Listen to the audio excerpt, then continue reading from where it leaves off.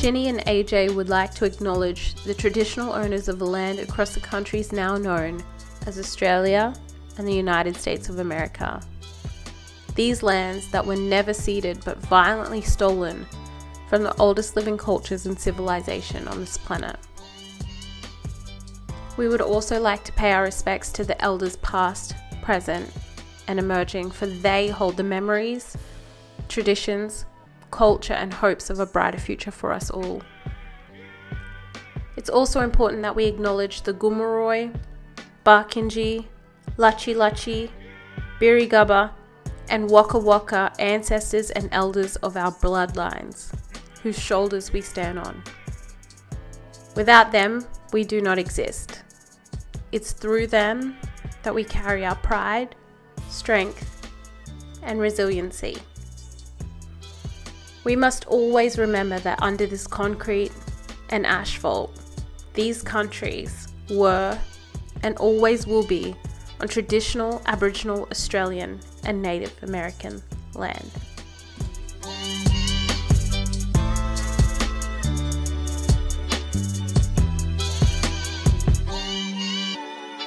Hello everybody, we are so excited to come back for another episode, but this time we don't have one, but we have two guests, and we wanted to get locked and loaded with different perspectives on this really important topic, which is blackness or being black.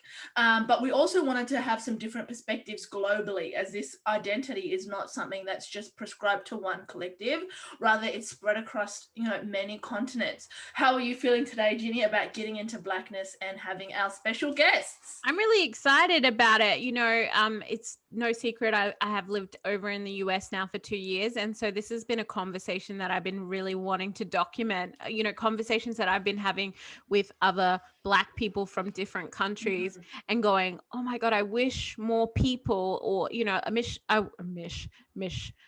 have gotten the mission. Listen, it's getting late. I wish that there were more, Black people who were able to hear these sorts of perspectives from different Black people. And I think sometimes, I notice here in the US, we can sort of you see a lot of Black people here sit in a bubble and be like, what? There's Black people in other parts of the world. And I'm like, yeah. Hi, my name's Ginny. But also, that we do that sometimes in Australia as well, really focusing in on our Blackness. But I thought, there's so much to be learned from other Black people. And I thought this is a conversation we should have. And I'm so glad that we get to do this today, because it's good. Thank you, Ginny. And just before we start this episode, we wanted to just let you know that viewer discretion is advised. We do have four different Black people in this room, and culturally there are going to be words that are used that may offend you. Please note, we did think about removing these words and removing some of the conversations, but we felt like it was such an important conversation to have, that these words may mean different things for different Black people culturally. And in what I felt like it was a safe space for us all, felt like we should keep some of those words we haven't kept. But we are going to stick to the trueness of being Black and allowing Black people to be Black in Black spaces. And so we just wanted to give you some viewer discretionary causes before we get going, but we hope you love and enjoy this episode.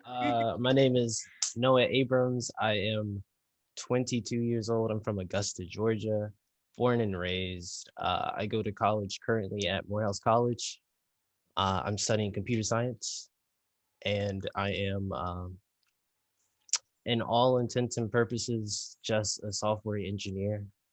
I kind of want to change that and go into a different direction by just doing more so the research behind how people think about technology and how technology affects them, and using that information to create better technology. But also I understand that there are problems in tech, like AI being written by people necessarily that don't empathize with other people that don't have that have melanin. And then just the general culture of tech and tech bros just being not very welcoming of other people that aren't cis white people, or maybe cis white women to a certain extent. So battling with that now. Think about maybe going to grad school, not sure. Now I'm at home because of the pandemic, like everybody else. So yeah, that's about me. Other things that I do, I skateboard. I do stand up comedy sometimes. I haven't done it, and I did it in a Zoom call, and that shit was terrible. And I like to build stuff with my hands. I build like my own skate equipment, and I tweet a lot. That's a lot of that. That's what I He's do. very active on Twitter, let me tell you. Like every 12 minutes, Noah's on Twitter. Relax, relax, relax. The other thing that I think is really cool, and I was telling AJ about you, Noah, is that you do Morehouse, which is a historically Black college in Atlanta, which is pretty sick. We don't have those sorts of things in Australia. What's that like? How do you find It's something that I can't imagine myself going anywhere else. I applied to different schools and then I got accepted into a lot of them. But once I got Morehouse, I was like, all right, that's it. We're gonna go. I did apply to Howard and like other HBCs, but they just didn't give me enough in scholarship. And also, Morehouse is closer. It's honestly a privilege and like magical in the sense of like when you're on campus and you're there, you have the privilege of being around Black people all the time, not just Black men, Black women, like the staff, custodial from the highest level of the president down to like the janitors. They're mostly Black. You have some white professors, but they are like friendly. They're allies Mm. because they're on staff. And then like same thing, you have Morehouse and then you have Spelman, like no more than 150 yards away. And then you have Clark Atlanta University, both other historically Black college, collegiate universities and colleges, well, Spelman College and Clark Atlanta University. And just being in that bubble is a privilege because like freshman year when I finally stepped off campus, I was just on campus. I was just enjoying myself, making sure that I had everything set before I could like go do anything and let myself loose into the world. I was like, wow, white people like exist. That like that is what it brings. And then I think I can't speak on other HBCUs, but definitely the experience of being around people alike that are like you in the sense of you're all learning like knowledge and learning life skills together and finding out and learning about yourselves together. And then you have that cultural connection from like different parts of the country, also if you come from out of country. And then just that experience and privilege of being in that bubble. It's really like a safe space, truly. I bet. Amazing. Yeah, definitely, definitely. So Xion, I was born in Lagos, Nigeria, and then I moved across with my mum to London in the United Kingdom, and I've been there more or less ever since.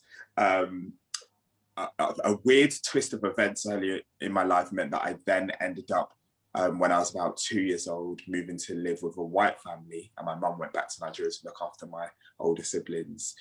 So I was raised by a white family until I was about like 8, 9 years old.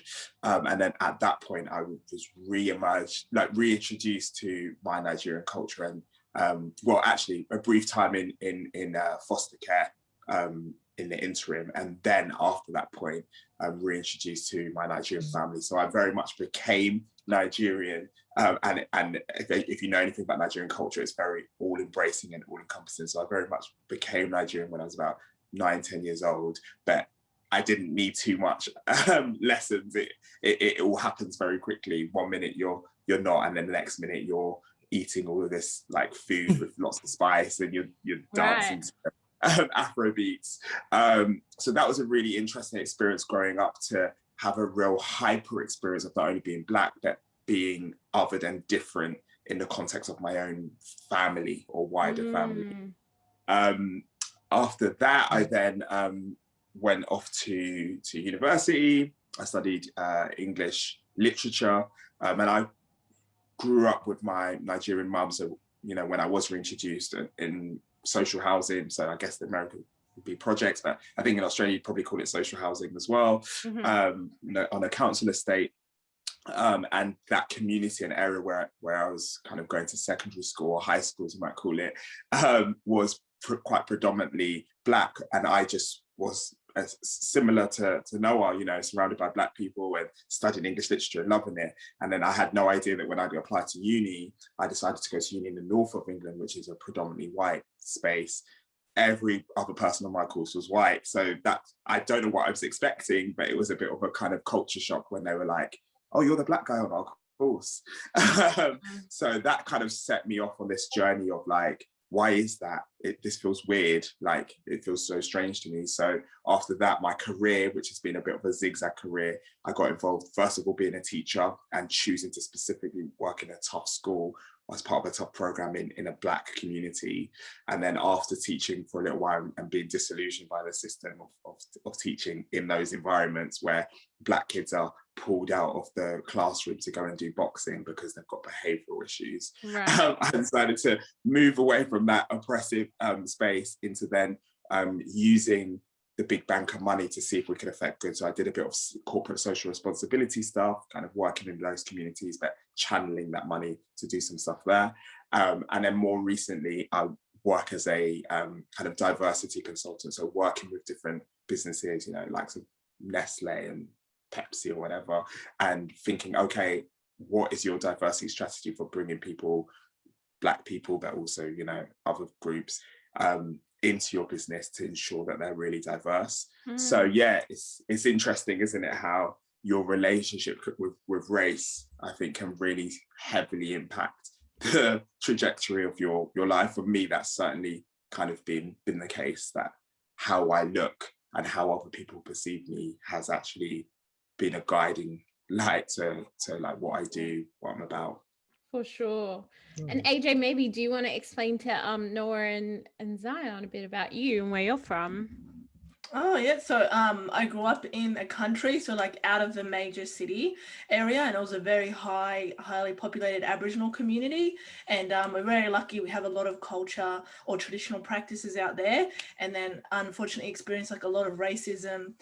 They have a lot of white and Black division. So back in my town's time, probably 70 years ago, it was racially divided. So specific pubs with Black people, white people, schools and things of that nature. So a lot of those attitudes still continued. So mum and dad were like, that's enough. And we moved to Sydney for high school. So pretty much been in Sydney ever since. But unfortunately in Sydney, those same views and beliefs persist. It just looks a bit different in urban cities in Australia. But yeah, just learning to navigate the urban environment as a Aboriginal or Black person, and constantly having identity being challenged by other races, but also white identities as well. And really, you know, being Indigenous, but also being Black, and this whole idea of what they believe and their ideologies. So it's always been an interesting experience with a connection with my indigeneity, but I feel like it's quite common. Would you say the same, Ginny? Yeah, I would. Yeah, I think like it's interesting, and you know, me now being Australian living in the US, in a lot of ways, I feel like the US has sort of progressed a lot more than, you know, specifically Australia. I can't speak on other countries. I don't know enough, but specifically Australia, but in a lot of ways, very similar as well. Like we're still fighting the same sorts of fights. But I've always found it really interesting, and being able to see now sitting here and seeing this perspective and being Black from Australia, it's been an interesting journey. And that's why I think essentially we wanted to do this episode. I wanted to be able to bring other people into conversations that I've always thought were so interesting. Yep. And that's how we met Noah and Xion, and we wanted to get their perspective. So we're going to ask some hard questions. We're going to ask some interesting questions, stuff that I just am curious about your perspectives and your point of views as Black people from different countries or continents. So let's get deep. So 2020 obviously was a major year for the world. I think with COVID, it just definitely challenged, I think, for the most part, how people were surviving, or they're thriving, maybe not thriving. And I think specifically the Black community across the world have been hit the hardest in terms of the pandemic, from my point of view and perspective. And again, this is my own point of view and perspective. Please don't come for me. And I wanted to ask you guys, you know, obviously COVID was rough. How did you find that as, I guess, individuals? How have you been challenged during COVID, or how does that look like for your day-to-day sort of lives now? Noah? Before, I think like a lot of people, it was rough. It was real rough. Fall semester was just not good at all. Not good at all. I ended up passing one class and I had 18 credits on my plate, which sounds like a lot, but I've been dealing with 18 to 20 credits from freshman year pretty regularly. So it was just, I don't know, it was not even being at home, but I really do think the events of the summer and just having to have conversations with people, both like that you don't know, maybe you saw something on the internet and you just like have to chime in because it's like gnawing at you. You have nobody else to talk to. You're not having any like real social interaction or anything like that. Or even like the people that do not have melanin in their skin in your life, like who can get it on a good day, and then like all throughout the summer they just fucking up, and then you don't have to sit down and explain these things, and it's definitely not upon Black people to like explain anything or have people to go do research or do the research for these people or anything like that. But especially like sometimes you just need to like get it off your chest because it weighs on you so heavily as a Black person. And then I was doing a lot of that throughout the summer. I was not really doing any of my hobbies a lot. I wasn't skating as much as I normally do. I wasn't doing any personal projects, coding, anything like that like I normally do. I was just working and like scrolling on Twitter or being on the internet, reading ridiculous shit people are saying about a police officer kneeling on somebody's neck for 9 minutes and just seething and frothing, having conversations with my parents like, God damn it, old man, you might with this indifferent attitude, but it just turns out like he's had the similar experience that I had this summer of like seething about this thing and then screaming from the rooftops or giving his analysis or anything like that to anybody who will listen, and then ultimately nothing changing. I was just like the old man. That's just like what a lot of older Black people. They're just like, listen, I know you're upset. Just calm down. Like that's how he was, and that was angering me. It wasn't doing anything for me. So like when the semester came, I was just like, I mean, tired. Didn't want to do anything. Just had a rough time. But like I ended up going back to therapy. I was going to on campus counseling, and then I had another counselor that I went to in the city of Atlanta. And then my dad was like, "Listen, you are not the same person. Like even your mom is she's been nagging about this. Would you like to go to counseling?" And then at first I declined, and then my birthday passed. And then I don't really celebrate my birthday, but this birthday was particularly like meh, like very meh. So I decided to go to counseling.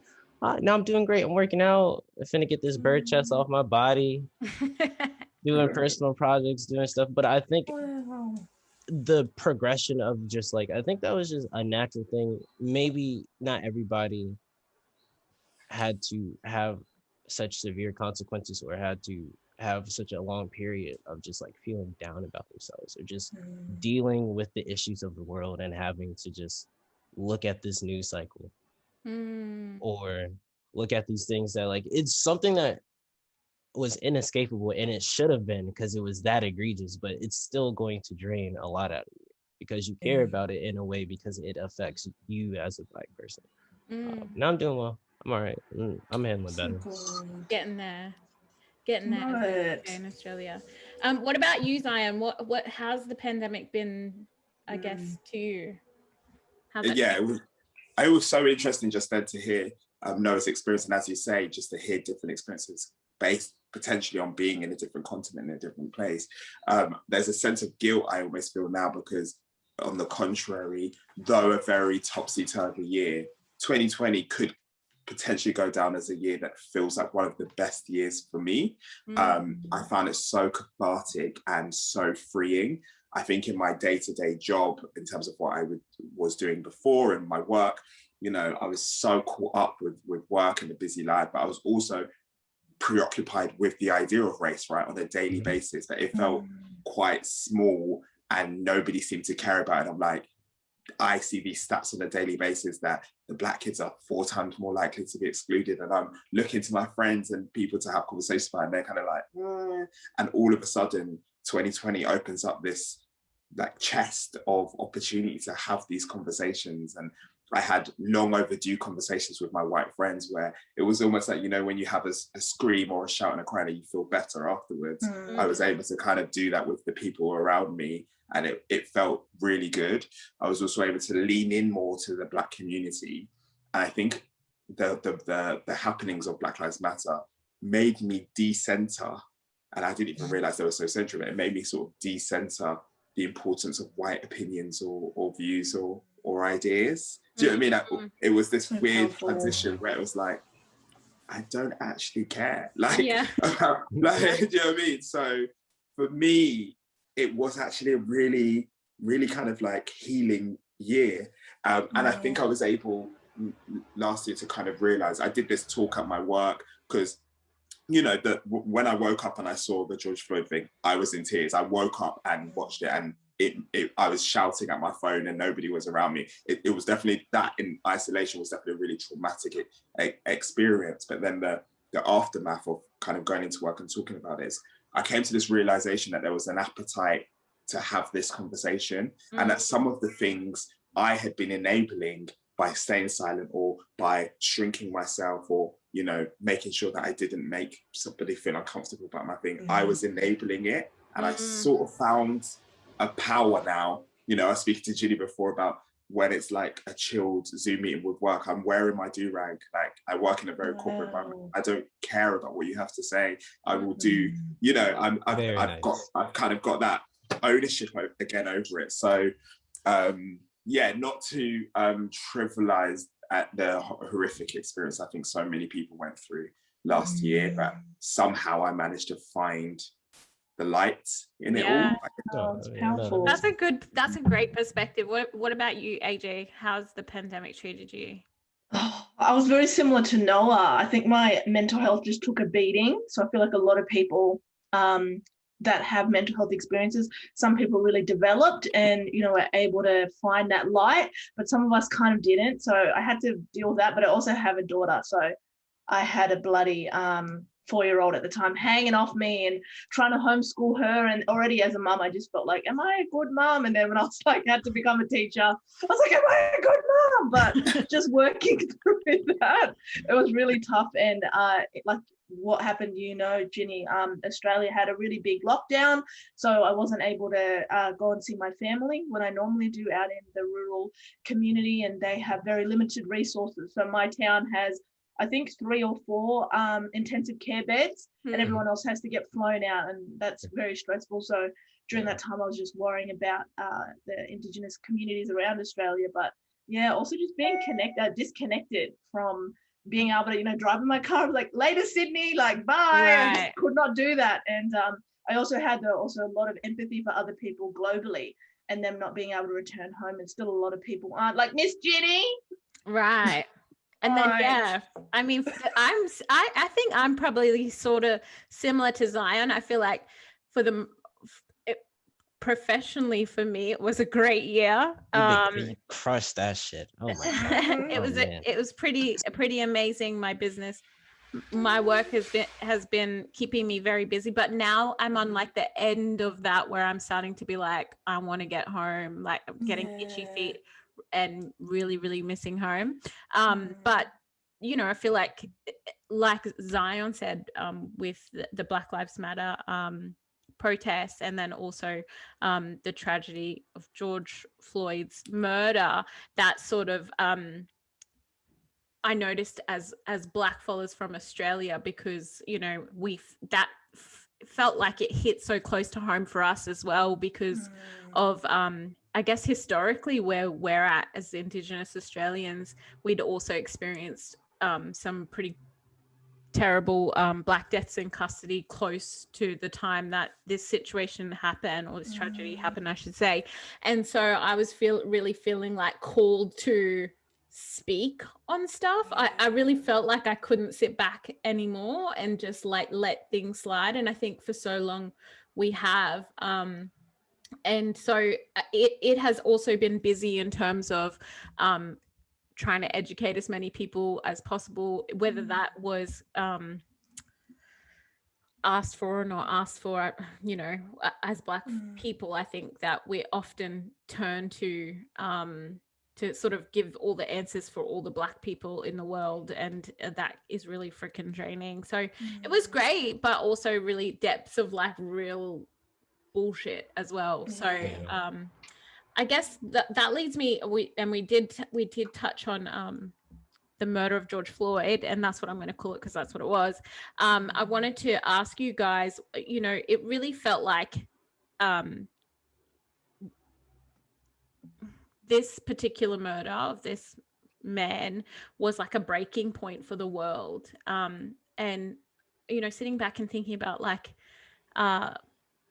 why now? Why George Floyd? Because there'd been so many deaths at the hands of police and police brutality happening for years and years. So since, you know, before slavery in the US, and I know historically for Australia, and you've probably experienced similar stuff in the UK, Xion. So I wanted to hear your point of view. Like, why do you think George Floyd? Why do you think this particular death or murder? Why do you think that this happened now and not before?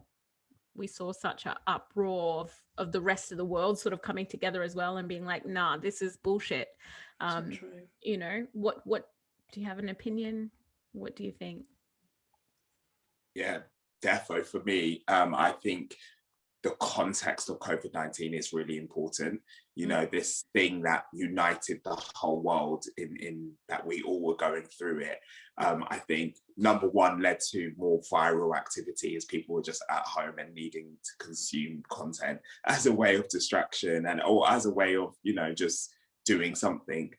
So I think that definitely played a role, that these things became, I noticed a lot more viral activity. Like if something was happening on social media, it was happening everywhere because people were aware of it. But also I think there was more of an appetite of a collective consciousness globally, because it's like the empathy was there, right? You're going through COVID-19, so are we. It doesn't matter what country you're in.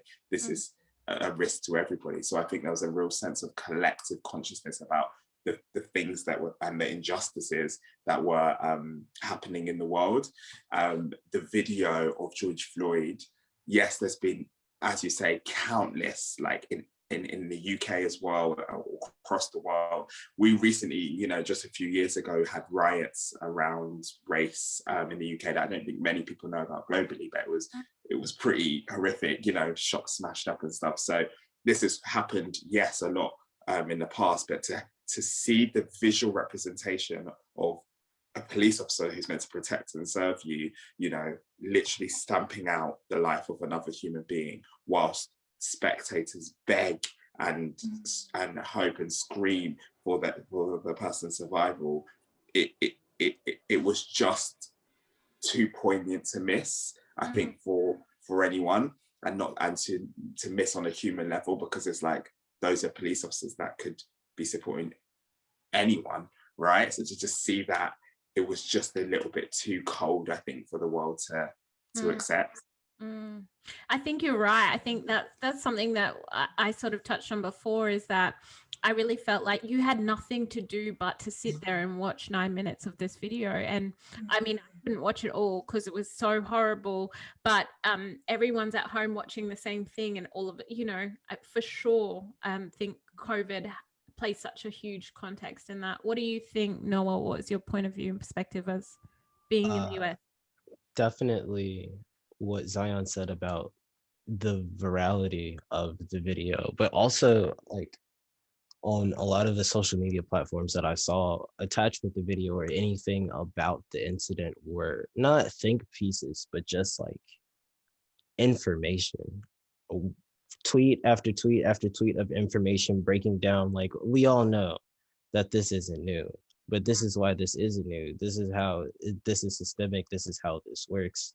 And then the links with the information, like it's not just people just talking out of their ass like it normally is on any website. It came with the facts and everything with that. And the fact that, like you guys said, everybody's at home, so you're watching the video and you go, this is terrible. Any person with empathy would go, this is terrible. Is it really like this? And then you just go under the comments, and then there's at least 5 to 7 people like, yeah, this is this. Here's the study. Or remember that time when, or a lot of people bringing up like the Rodney King incident, which is what that was that the first incident, maybe of police brutality? That was probably the civil rights riots, where that was also newscasted, but like in the sense of like police camera footage in that supposedly post-racial America, of like, damn, that is the black man getting his ass beat on the side of the road by like 3 police officers. That's crazy. But like since then, and then just being able to have this wealth of information and people having the access to it and having the time to access to it, because work is a big part of everybody's lives. Wait, as someone, I mean, as an African American man living in the US, was it surprising to see how much it affected the rest of the world? Because I think for us as Australians, it was felt very natural to protest. I think at that point in time, like it felt like, of course, like this, we stand in solidarity with Black people in America, and I'm probably similar for the UK. But I haven't heard from an American's perspective or African American's perspective on what that looked like. Did you see that sort of playing out? Before you answer, Noah, sorry, I just wanted to check because Ginny said, call it out. I think. Do you identify as African American? Sorry, I should have said that. Ooh. No, I just. I'm here for it. I think I'm a man of many hats, but like in the context maybe of if you're having a conversation with somebody who wants to use those technical terms. Sorry. Maybe. I don't want to fuck it up, everyone. I mean, no, you're right, but like, but then even and then, it is important. Yeah, it is. But even then, like when I'm having those conversations, I'm just like, all right. I mean, like I am like Black, like African American is what the government came up with. Right. I think in the sense of maybe talking about cultural plurality, or maybe just culture in general of Black people, that distinction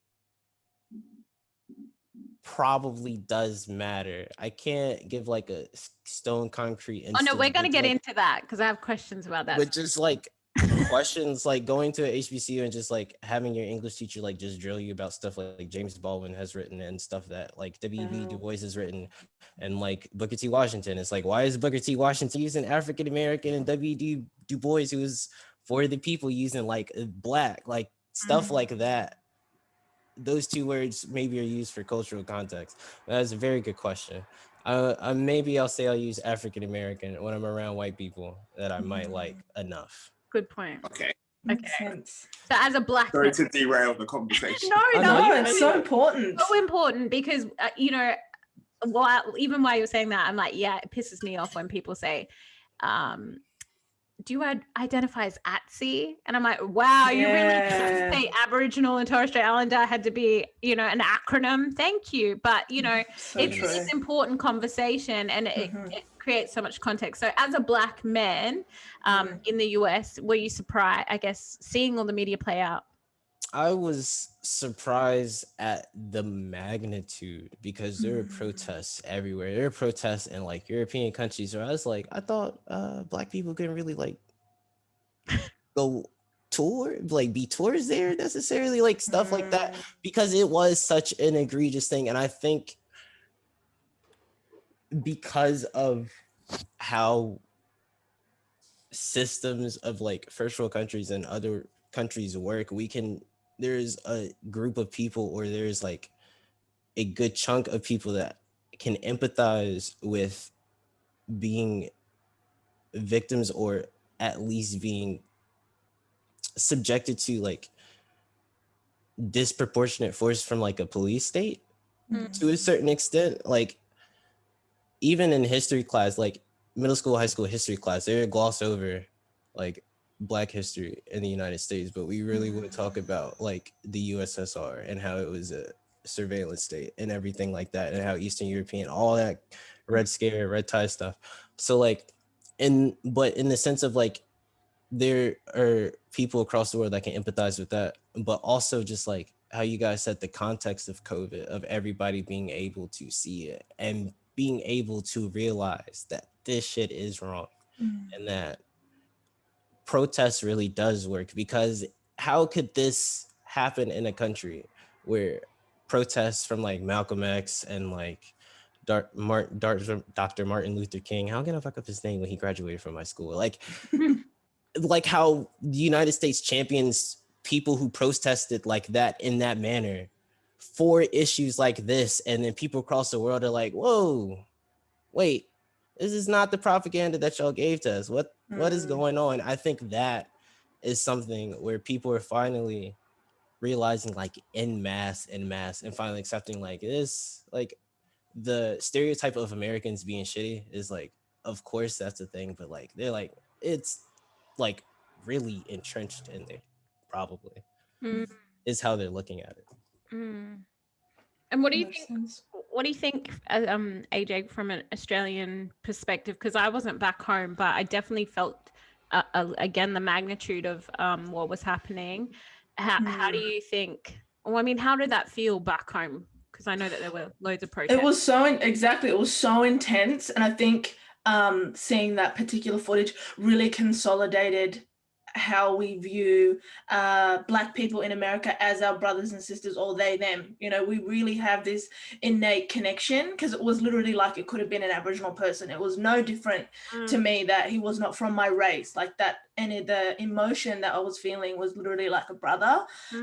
So that was really interesting for me to be able to register that, because I've always felt connectedness in a way, and admiration, and drawn a lot of strength externally, but to see someone's life be taken in that manner just hit home. But I feel like that was a reality for a lot of Aboriginal people in this country, was just really understanding the connectedness on an emotional, and you know, we have humanity, but it's almost like on that spiritual level of being, you know, a persecuted collective for so long, and also enduring that. So there's been many Aboriginal people unfortunately die in very similar circumstances. And again, just hitting home that that's our reality as well, but also contributing to the cause, because I felt like a lot of people for First Nations experience, not from the white Australia experience, because I think that's very different, because I feel like the whole Black, I'm not going to get into Black Lives Matter later, but I feel like for them, they were able to have subjectivity, so they were able to see it as different to an Indigenous body, but First Nations people did not have that. We just had connectedness. So it's interesting to watch as well.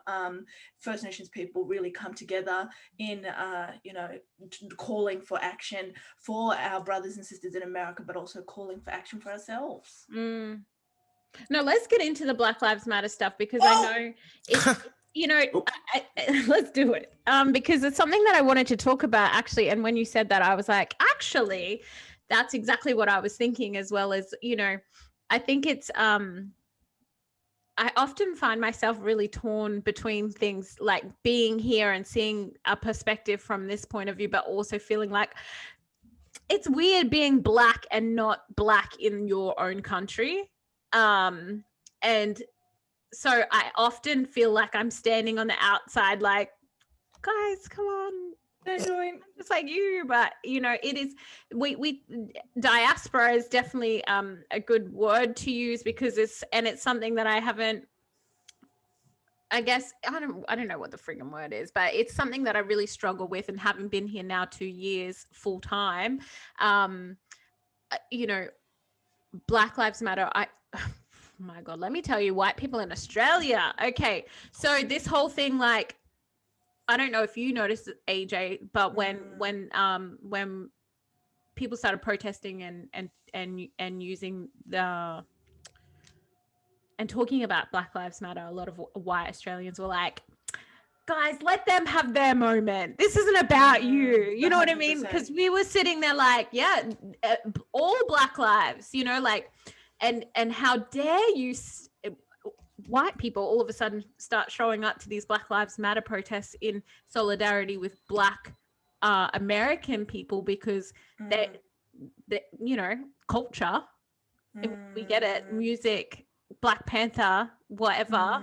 It was like this thing, and we were like, well, you guys need to check your own yard and make sure everyone's cool over here too. That's how you can actually help contribute to Black Lives Matter US. What was that like, AJ? Because I know I was pissed 24/7 reading comments like, guys, it was insane. And I would love to hear from you, Xion, because I would follow a couple of like British YouTubers, and a lot of them were saying that it was a very similar experience to Australia. And I feel like Black bodies or Indigenous people in Australia really admire a lot of the movements within America. Obviously, white people in Australia look up to England. You know, what's happening over there? Like, white people admire them from like every aspect of culture. Like, now everyone's wearing like fucking Air Maxes and puffer jackets. Like, everyone they just love British culture. You know, what's that music style? Everyone's listening to it. Yes, like, and even like the whole lad thing, like, yeah. So like we call them eshays over here. I think over there you guys call them roadman or something similar. Yeah.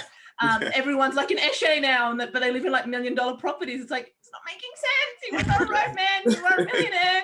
But that's another yarn. But in Australia, like I was saying, from these British YouTubers I was watching, they were just calling out the inability of people within England to recognise this is happening to the Black diaspora within England and other European nations as well, with being so heavily prosecuted by the police, you know, over representation in prison and, you know, surveillance of youth and young children. So that's something that really shocked me, but that was exactly what was happening in Australia. So just the inability to actually recognise what's happening structurally, unfortunately for the Black diaspora in America, is what's happening in Australia. And that probably opened my eyes as well to what's happening to Black bodies in the UK, is just these same mechanisms of colonization and white supremacy. But people in Australia were kind of like, we just want to look at America. Like, I don't care about what anyone else is happening to anyone else. Like, this is my favorite rapper is like from Atlanta, or my favorite rapper is from, you know, LA. So I have to have this. I can't, and you guys would be surprised that Black, you know, the whole identity, these white bodies in Australia that were attending the protests. Like, one of my comments I made on Instagram was, you don't need to wear fucking Nikes to a protest. Like, we don't need to see you in a hoodie. Like, you don't have to be this performative kind of ally, if that makes sense, and take on a new identity. So it was really interesting for me from a sociological perspective, was watching white bodies in Australia change their identity, but an offshore identity, if that makes sense, because it was almost like focusing on the truth in Australia was too hard. yeah. And not all white people, some, so don't try to come for me in the comment section to our allies, just some, not everybody. But if you were wearing Nikes to a protest, you need to reflect why. You can wear your goddamn Birkenstocks, I don't care. Yeah. I can't. And that's real. So what was that like in the UK, Xion, in terms of? Yeah, how was it? Did you see that as well, like an inability, or was it more harmonious? I think in terms of the allyship of white people in the UK, British people are quite moderate in all things. So actually, it was almost beautiful to see just white people come as they are. Like, they definitely didn't appropriate us of the Nike thing. Like, you saw white grannies in Bristol and young, just coming out as normal, like, it's not right, you know, kind of thing. So there definitely wasn't that sense of things. However, there was definitely, you know, the same view of the experiences of Black America. It was almost a kind of indignant, don't you dare suggest that what we're experiencing in the UK is the experience of Black America. And actually, a report's just come out that was done by the government in direct response to the Black Lives Matter movement, which has an agenda because it specifically come with an outcome. It was a review set by the Prime Minister to look into whether the UK was institutionally racist off of the back of Black Lives Matter and all of the things that people were saying. And the report has found that it's not, and that actually it's more to do with your kind of socioeconomic status, that's more likely to lead you to not get jobs or to die more frequently in hospital, etc. Now, they've put some compelling stats in there and stuff like that, but we're all kind of like, this is smoke and mirrors for a problem that definitely does exist in the UK, which is this kind of insidious racism that definitely looks different from, you know, a police officer having a gun at your head because you're Black. It doesn't look the same as that, but it's definitely absolutely like still there. And there was definitely an agenda to kind of minimize that and to say the Americans are doing something differently. And, you know, you guys just need to respect that the UK is actually quite a liberal, encouraging country. I think also the Black community in the UK and where their roots come from richly complicate things as well. Because for me, being African, for example, by my own knowledge, my family or line haven't been involved in the slave trade, for example. And so the experience of the burgeoning kind of African community in the UK looks different to the well-established Caribbean community, whereby there is that sense of a link to slavery, a link to, you know, some of those things. So, for example, my mum was like, why are you going out protesting? Who cares about all of this stuff? Just become a doctor, lawyer. You know, it was just this kind of like, just get on with it. Like, it's got nothing to do with us kind of thing. So it's a really richly complicated situation that's quite different, I think, to the US.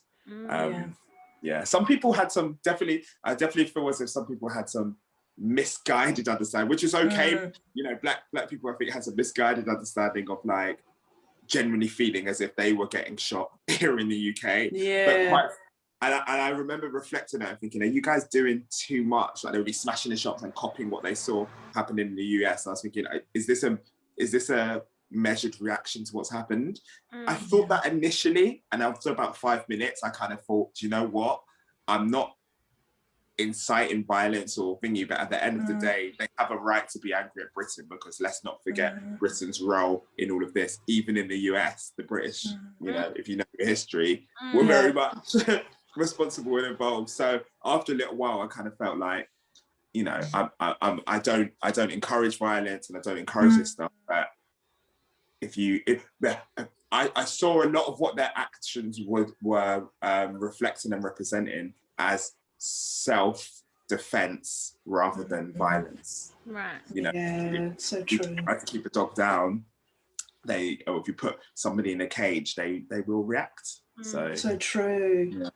And I think that this generation, you know, younger people who have access to social media and have spent some time on social media now really feel so connected to this situation. I think if you're Black, wherever you're from, you know, that you've a similar situation, Xion, like my grandmother, if I'd ever told her that I was going to a protest, she would be really upset with me, because for her at her age, that was like, you don't do that. You're going to get hurt. You're going to die. Like, you're going, you know what I mean? So she's like, why are you getting involved? This has nothing to do with you. And so I think, like, in a lot of ways, I relate to what you say. And I think a lot of young Black people are sort of, I guess, in a weird space where we're sort of being summoned in a way to speak for those who can't in a lot of ways, or haven't had the ability to do that. So I can understand why people are upset, you know, like,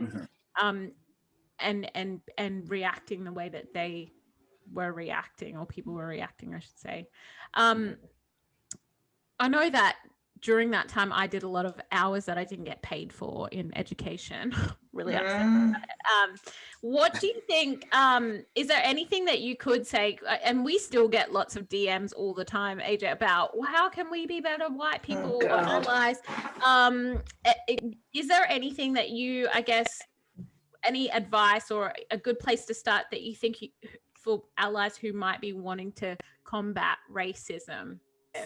Think critically about what you can control and like in your space. Like, if you see something where you, especially if you proclaim to be like an ally, a part of allyship is using your privilege to turn a situation, like either make it a moot point about whatever dickhead is doing this to this person of color or Black person, or turning the tides in favor of the Black person. So like, you can look around and see when shit is happening in front of your face, and it's upon you to like just step in front. Just take it with your chest. Like, it's all right.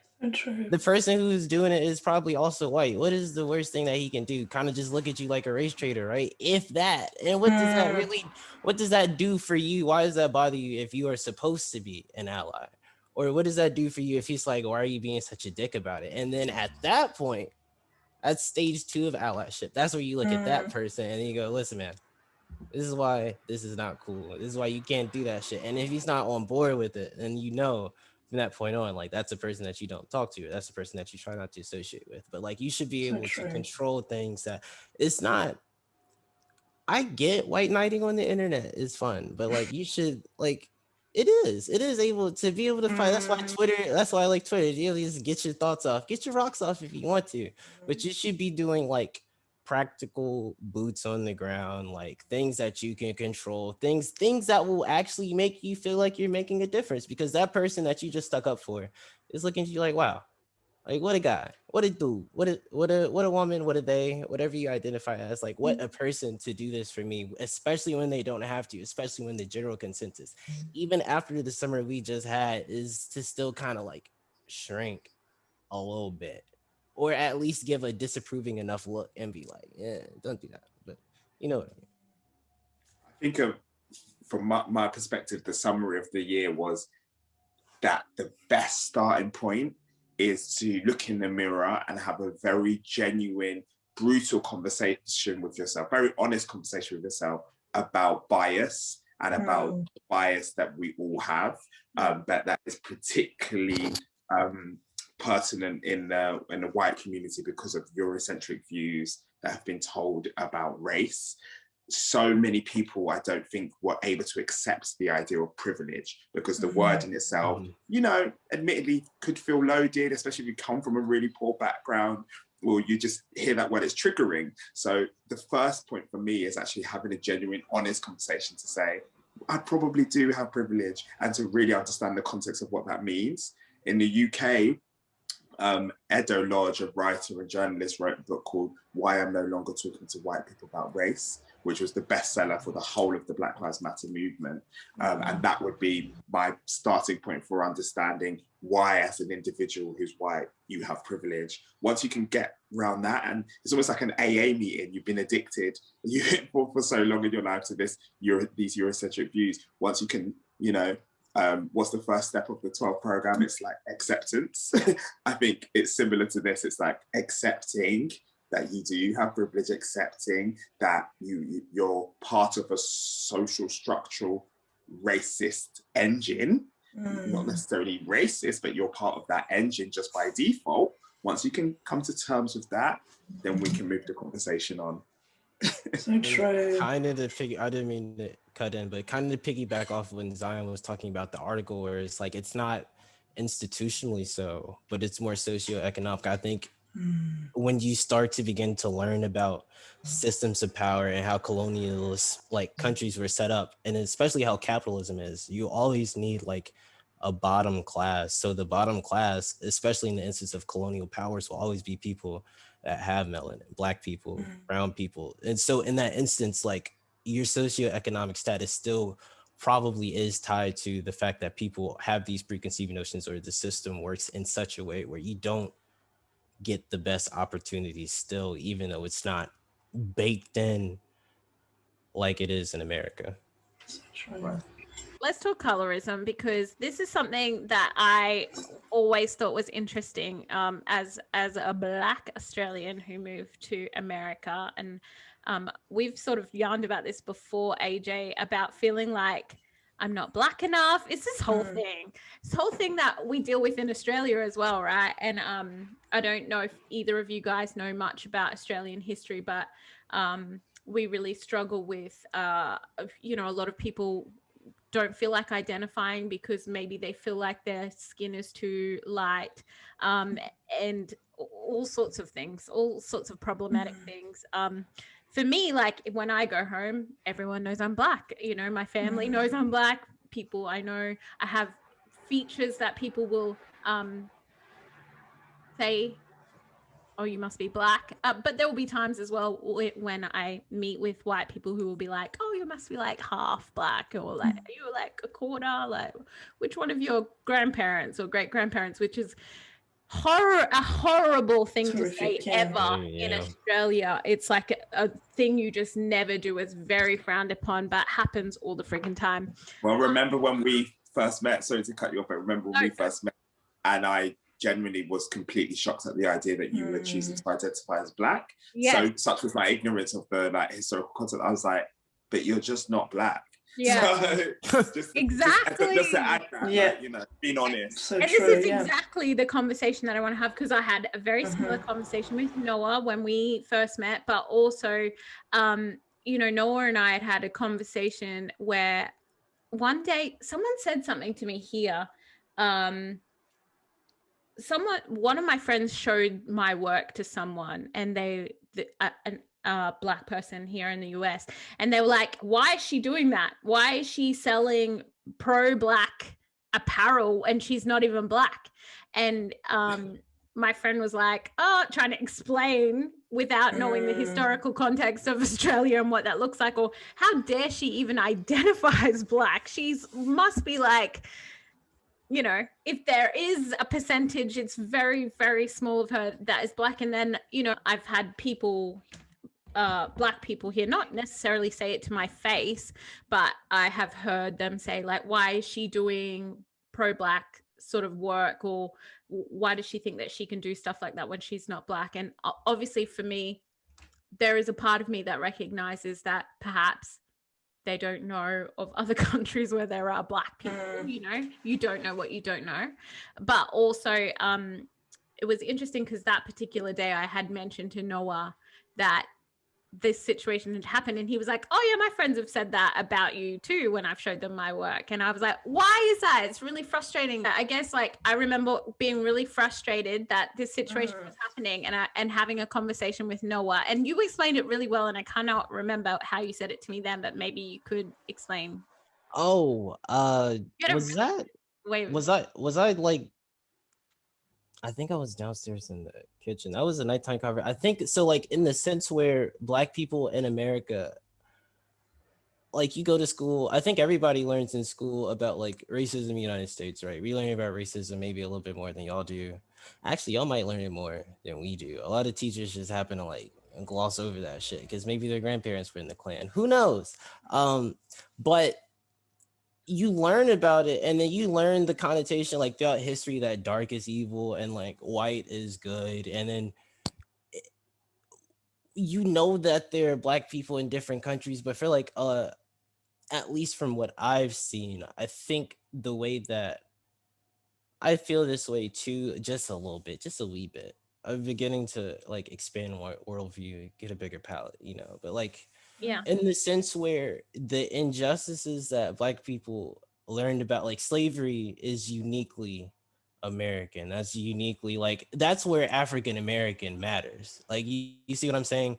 For the Atlantic slave trade, for the chattel slavery gruesome, for like that period of Reconstruction where we were free, and then white people are like, fuck no, baby, and then just restructuring the whole country to be like, all right, y'all can live here under these rules, under these extreme rules. So in the sense where maybe you don't, especially the American education system is shitty. So like, it's not a system where they teach you to like go explore on your own. That's something that you're probably born with, or maybe you get because you find something that you're passionate about.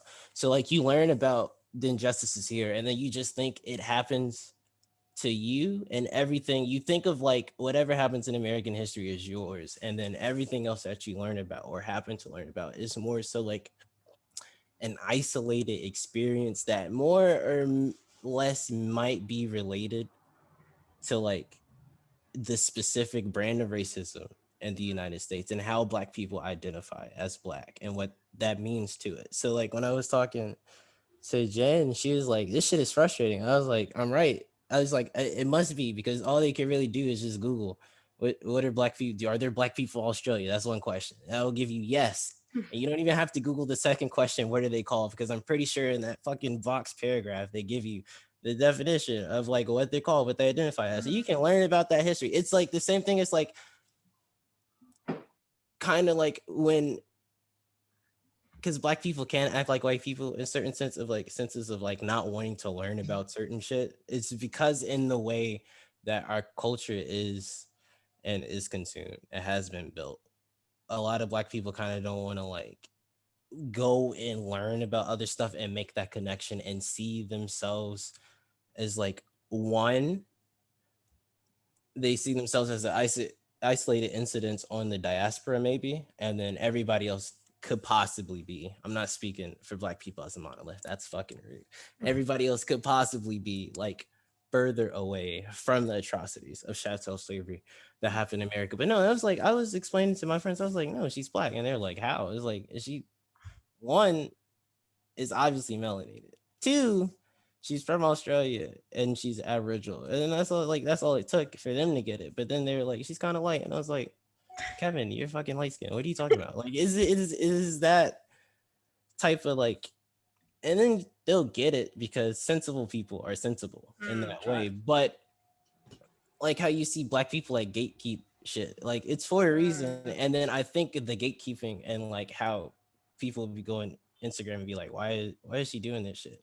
It's a symptom of that. But all they really have to do is just either DM you nicely, like, because I know they're mean about it, because Black people in America are tired of that shit. But like that's what you can't attack everybody, but you do have to like, and not interrogate, ask, inquire. How about that? Inquire into the motives of certain people and learn and be willing to learn, because you should be able to I'm talking a lot, but you should be able to like separate the bad faith actors from the good faith actors, and you should know who wants to like really get on board with like equity and being equitable and like supporting Black people both at home and away and stuff like that.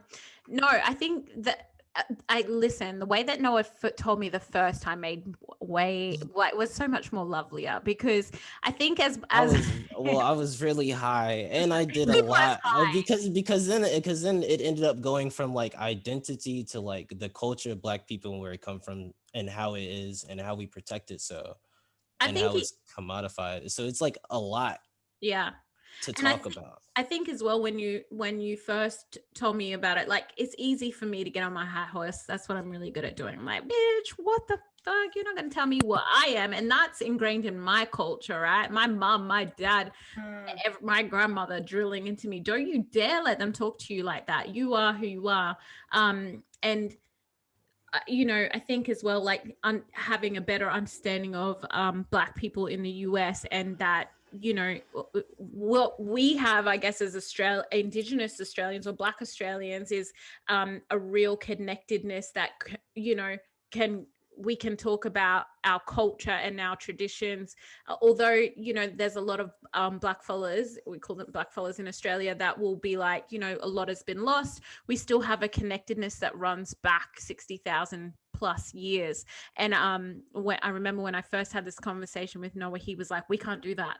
As Black people in America, it starts at slavery, and that's our history. You know, that connectedness back is not there. And so anything that is Black now and coming from the US, I understand now the gatekeeping and why that's so important. Like, that's ours. We're Black. We made this shit hot. You know what I mean? Like, I understand it now. And I needed to hear it like that, because, you know, it makes sense, because we do similar stuff back home. But yeah, it's amazing. Like, that's the symptom or the side effects of like slavery to an extent. Wow. Right. And what about in the UK, Xion? I'm interested to hear about what colorism looks like, or do you experience colorism, or? Yeah, I have a bit to add to that, Xion, as well, if you're able to touch on, because I think that's a great discussion that Noah was having, but your duality of having like a connection to like Africa and your roots to there, but also the duality of being Black in England, because obviously if you have children, or maybe even your younger cousins would have a very different experience to what you have. So if you could touch on that, that'd be amazing. Definitely. It was really fascinating hearing Noah kind of talk about the American experience. And I guess colorism, I mean, absolutely does happen in the UK, but I think the context probably does stretch beyond slavery because, you know, as you know, one of the biggest population of slaves was to Brazil, and then, you know, Africa. You know, Noah talking about his records, whether in Africa, because of the corruption and disturbance that white people did in Africa. I probably can't go as far back as Noah in terms of knowing my sort of background. So it kind of goes, I think, beyond that kind of experience in terms of why the colorism happens. I've had to reconcile some really difficult views around the kind of comments that Ginny would have had. And I think Ginny's heard some of these views in the sense that, on the one hand, as a dark-skinned person, I'm very much of the notion that if we're a team, say we're a team of multicolored Black people, right? You're only as strong as your weakest link. This is for want of a better word. And what I mean by that is if the dark-skinned person isn't going to get the same representation on TV as the lighter skinned person, then none of you are going to be accepted. Like that's just on period, right? And so to add more context to that, Barack Obama, do I think he would have, you know, got into power if he looked like me? Probably not. I don't think he would have been the palatable type of type of Black to be kind of accepted.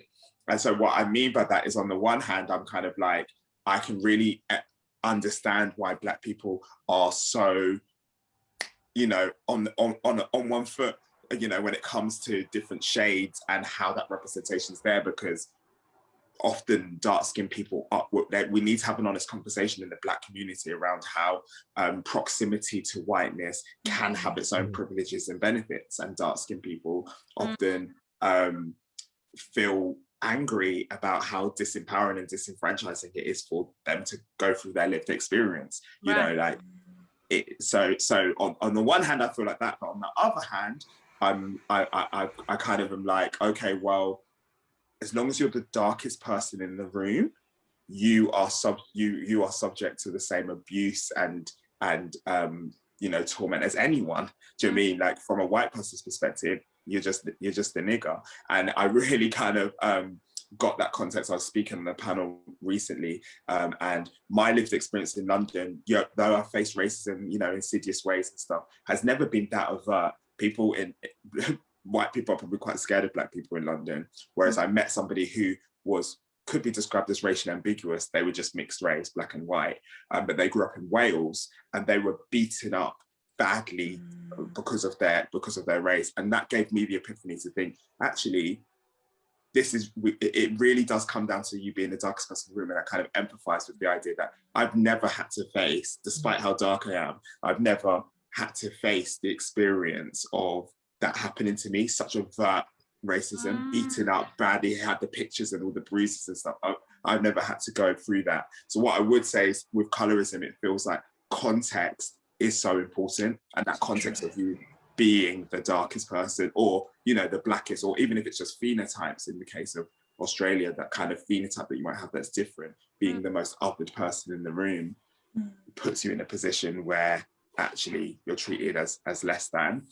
In terms of like your question around the duality of experience, I do think it plays a really key role.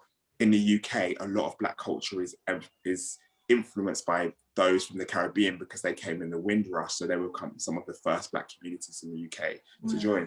And obviously, similarly to America, they had the slave trade, and they have that context, whereas a newer group of people in the UK are Africans who have come over as immigrants more recently.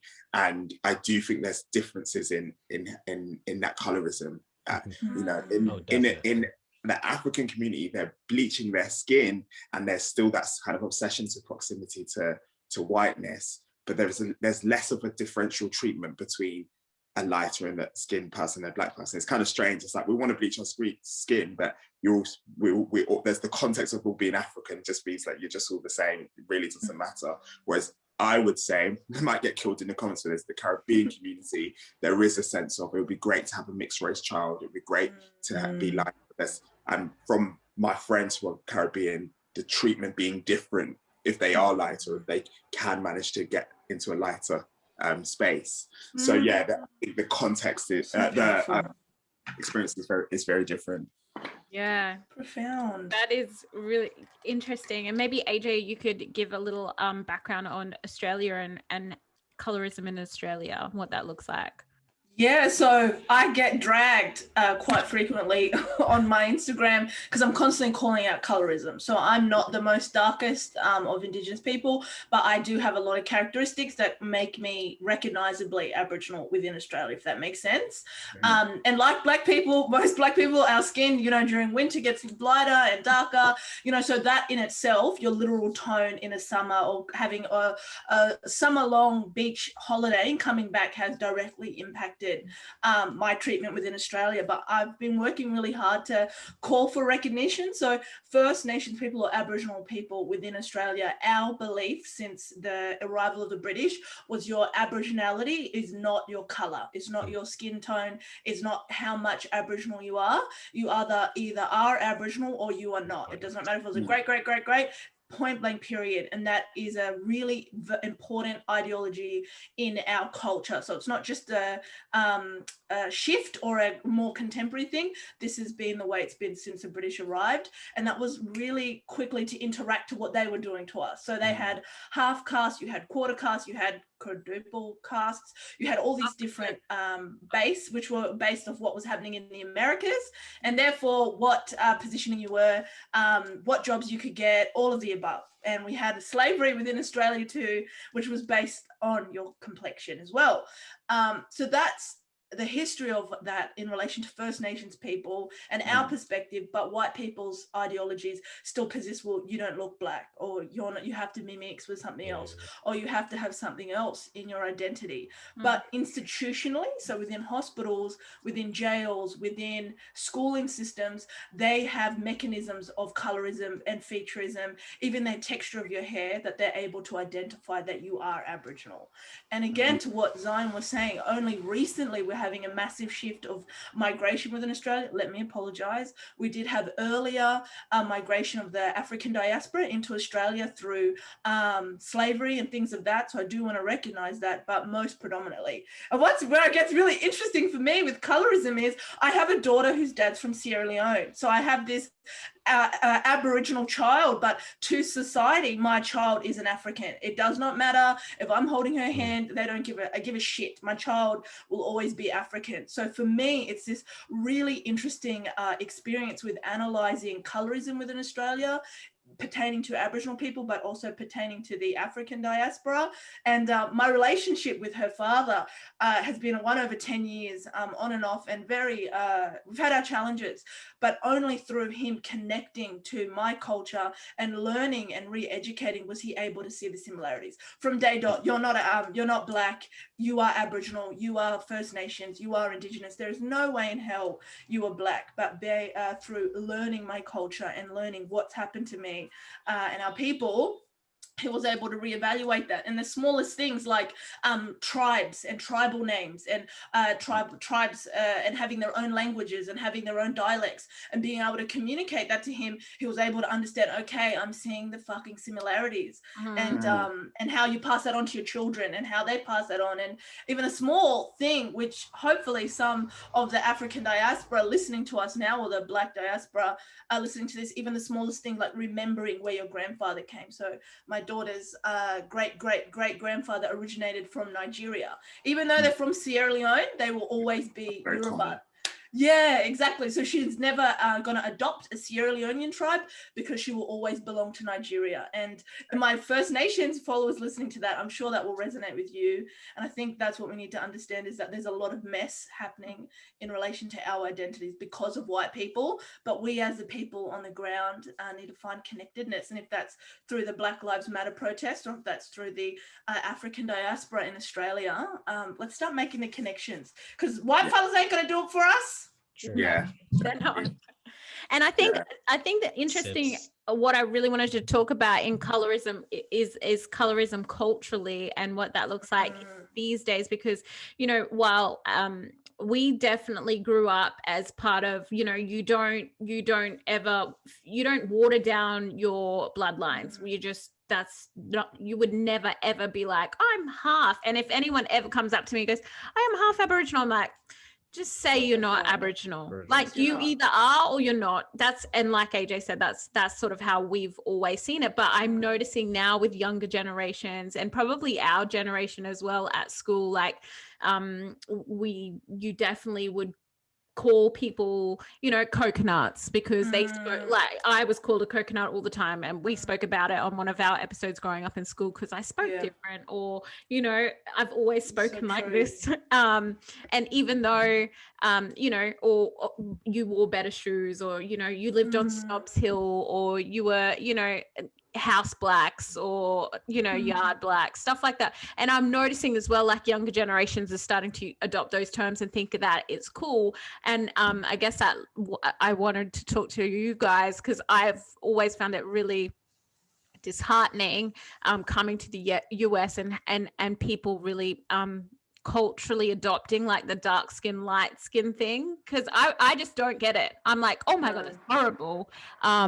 But I wanted to hear your perspective on that, Noah. Yeah, working towards a solution. I think it's great that people are especially like I said before earlier with the question, like this is stuff that we learned in school. We know that the slaves inside the house were lighter than everybody in the field. What are you niggas talking about right now? What are you talking about? That's your preferences, light-skinned women, and how they are better obeyed as women, and how they cook better. Like, what the fuck are you niggas talking? Stuff like that is infuriating. But with that tweet or with that comment, or people getting on that person's ass, as they should be, because it's like, why are you reinforcing these harmful stereotypes within the community? This is something that we recognize. Why are you reinforcing it? But also with that comes with like definitely the embrace of darker skin. I love that, and it's important, but maybe not necessarily with Black people, but like allies. Egypt. I'm not even going. I'm gonna just do a blanket statement. Sometimes there is a point where appreciation or trying to combat colorism turns into like a fetishization, or you're like a fetish in general, and that's dangerous. And then a lot of people don't like catch on to it, and I don't think they're doing it on purpose. I think they're just doing like that really weird overcorrective behavior type deal. But like, yeah, that's like it's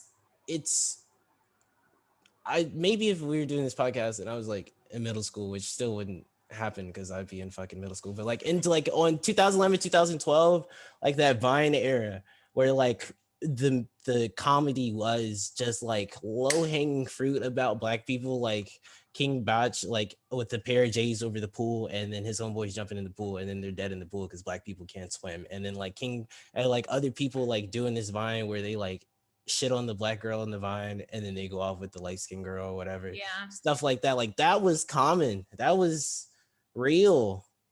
I remember I liked a girl, and my homeboy was like, she kind of dark. And I was like, nigga, like, why does that matter? Like, why does that matter to you? Because you don't even like her, so shut up. But like, that doesn't matter to me. So it's gotten to a point where people call it out and they want to fix it. But I also think people just use the term wrong. Like colorism by definition is like preference of lighter skinned people.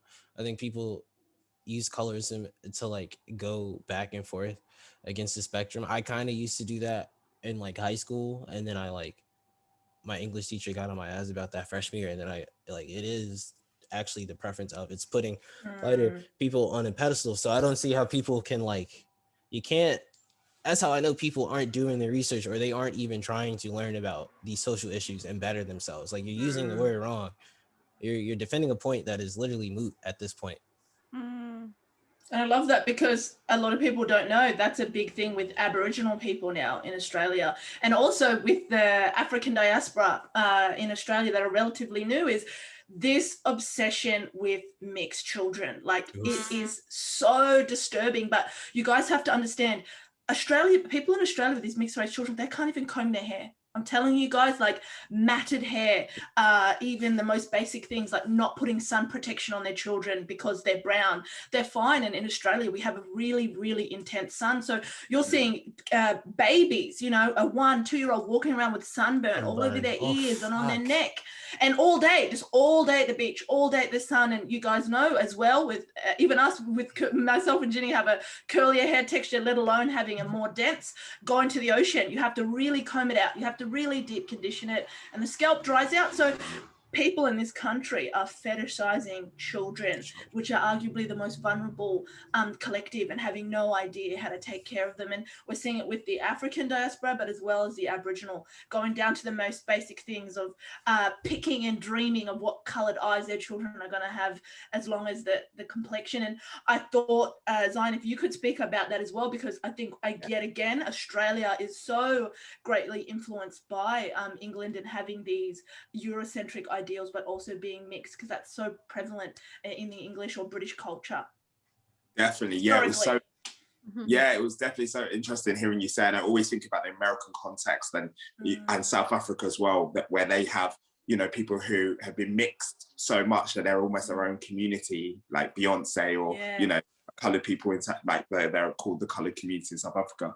In the UK, the context is that if you're lighter skinned, and also the tensions of colorism that happen in the UK are to do with mixed race people, predominantly, and Black people. There are lighter Black people, obviously, in the UK, but the biggest difference is with the mixed race community. And the mixed race community is the fastest growing community in the UK. So that gives you an indication of this kind of obsession with race. And then there's a gender split there as well. So 40%, I was reading an article, we say 40% of Black men in the UK have a white partner, compared to 20% of Black women having a white partner. So there definitely is this kind of like, you know, if closeness to white, then you're kind of definitely right kind of vibe. A key difference though that I picked up from hearing what Ginny said, I think you also said, AJ, around in Australia, there is this sense of like a racial purity. You're just Aboriginal, you're not. In the UK, that's not the case. The mixed race community that I'm talking about, again, I don't want to speak for all of them, but there's much more a notion that they are mixed race and not one or the other. They a lot, even in my family who are raised to me, they're like, no, I'm mixed race, and that's a statement. I know in America, I've seen mixed race people, or people who are mixed, maybe even like Malcolm X, actually be really riding for the Black community and self-identifying in a political sense as being Black. That doesn't tend to happen as much in the UK. It does. There's people like Akala who are like, no, I'm a Black man because you know, if you're not white, then you have to stand with something. But the vast majority, I would say, would not say that. They're like, no, I'm proud of my identity. I am mixed. I'm both white and Black. And maybe that's because also the majority of mixed children in the UK will usually have a white mother, and they tend to stay with that family. So they have a real sense of being connected to their white identity. So this really richly like complicates the situation. Yeah, I just thought I'd add that context. So true, because you're seeing the difference of culture, and I think that's the thing that white people, and even with the American experience, homogenizing Blackness, like all throughout America, from the little bit that I know, is these different Black identities. And I think that's a similar thing within Australia. Is like where I'm from in New South Wales, we have another state called Western Australia up the top, and I'm down the bottom. Their identity of Black is not going to be the same as me. You know, their Blackness is going to be their foods, their language, their history, and whiteness just kind of erases all of that. So it's so fascinating to see that. It's interesting because I was on a panel today, and one of our friends, Xion, said to me, oh, Ginny's mixed race, but she's white passing. Like there was a whole conversation about me. It was interesting, but you know, like more than anything, I think like living here and then COVID, and meeting you guys and like having this relationship with Xion, having these really deep fucking conversations has given me so much perspective and context to things now that I don't even know if I blink when people say stuff about me. I'm just like, oh, okay, that's what they see me as. And you know what? At the end of the day, I don't really give a fuck because this is who So I see true. myself as, and being comfortable as, and like when you and I, Xion, had that conversation and I said, I identify as Black, like you can call me Black. And you were like, what? And I was like, oh, that's weird for someone to do that. But it's so important as well, like as Black people, however you choose to identify in this, in the world that we live in now. You've got to think just how confused we were in the UK. Like even like Black people here watching, one of our obsessions with like Housewives of Atlanta or Housewives of or whatever is that we'll see these high yellow women or whatever who are riding as Black and stuff, and we're so confused because in our country, the people that look like them are definitely mixed race and definitely identify as mixed race. So when we see them, some of them are even like, some of these people, you know, are even lighter than a traditional mixed race person, and they're all like, I'm Black, da, da, da. We're like, really? Wow. Whoa, how are you riding so hard? Yeah. We didn't see you as Black. So that's the It'll be interesting to see what the next generation come up with, because who knows? Who knows? But if we had like an Aboriginal Atlanta Outliers of Atlanta, you'd be like, why are you guys riding so hard? Like, you're fucking Aboriginal. I'm like, no, the fuck, I'm Black. Like, the fuck you mean? Like, because we ride hard. Like in Australia, I have a TikTok account and I work really hard at discussing, you know, colorism and beautification and my passing privilege as being racially ambiguous. So people in Australia have in the urban setting, I have no idea what the fuck I am, but rurally, everyone knows that I'm Black, if that makes sense. But recognizing that privilege, and I think that's so important. But yeah, if anyone ever tried to tell me I'm not Black, like I'm ready to fight. Like you better be ready. And you were told to fight. You were told to fight. Yeah, take exactly. Take your shirt off and do what you do. You won't get me hyped much, except when you tell me I'm not Black, because we're about to fight. I think I'll be Black as long as you're White. There'd be a lot of ignorant people in the UK who'd find it problematic you identifying as Black. Definitely, that would definitely be the case. But then they feel like it would invalidate it. It stops them from accessing opportunities. If people lighter than them are saying that they're Black, and then white people say, okay, well, since you're identifying as Black, you're more palatable to us because you look white, we'll put you in the movie and we'll say, we've got a Black campaign, and we'll say we've hit a Black quota, but never ever reaching for the dark skinned nigger that's on the corner, you know?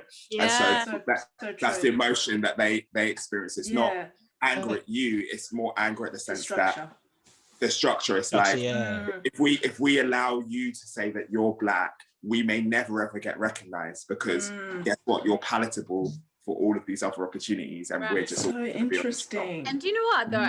I do think that we're starting to have conversations like that back home in Australia. That people are starting to say, and generally those conversations aren't being led by Black people; they're led by white people. Like, oh well, maybe we could do blood testing. And that's, you know, like stuff like this. And it's just like, wow. So it'll be interesting. Would you guys like to do blood quantum? Like the Native Americans were like, fuck off, he's tried that before. The amount of companies I've gone into, they said, actually, we're really diverse. We've got like 30% Black people, you know, in our company, whatever. And then I've gone in and there's been nobody that's my shade, but everyone's or light skinned, or, you know, not even light skinned, just mixed race, or also Indian or things like that. And I'm like, is it too problematic to have somebody that looks like me, given that there are loads of Africans here? Like, where it becomes a bit like, do we need to put another label on? Like, fascinating. You know? AJ, did you see, I know Love Island is huge in the UK, and well, we have Love Island Australia, which is really shit. And I've seen the Love Island US, and that was also very shit. But have you seen Love Island South Africa? They casted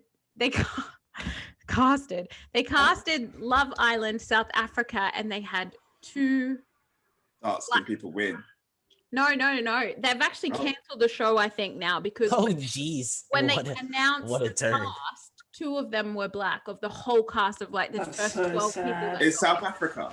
In South Africa. And the two people that were chosen to be, they were very mixed race, you know, and people were just like, You're in South Africa. You couldn't find Black people like in a. So They sad. could, but I've like at least the history of South Africa that I've learned, that's not new. Right. Yeah, that's true. Right. That's true.